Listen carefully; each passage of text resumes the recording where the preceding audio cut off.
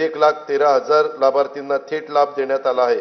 2025-26 साठी या योजनेच्या करता 50,55 लाख रुपयाचा नियतव्यय प्रस्तावित आहे। मुलींच्या व्यावसायिक शिक्षणाला प्रोत्साहन देण्यासाठी शिक्षण शुल्क व परीक्षा शुल्काची 100% प्रतिपूर्ती करण्यात येत आहे।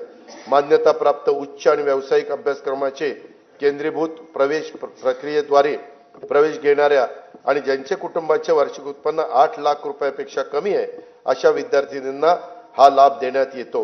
मुख्यमंत्री माझी लाडकी बहीण योजनेअंतर्गत 2,53,00,000 लाभार्थी महिलांना जुलै 2024 पासून आर्थिक लाभ देण्यात येत आहे।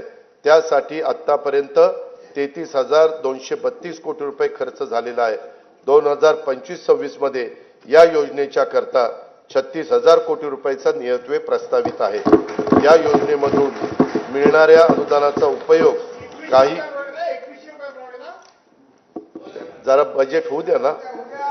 काही महिला गटांनी आर्थिक उपक्रमासाठी बीज भांडवल म्हणून केला असून अशा गटांना आणखीन प्रोत्साहन देण्यासाठी विशेष योजना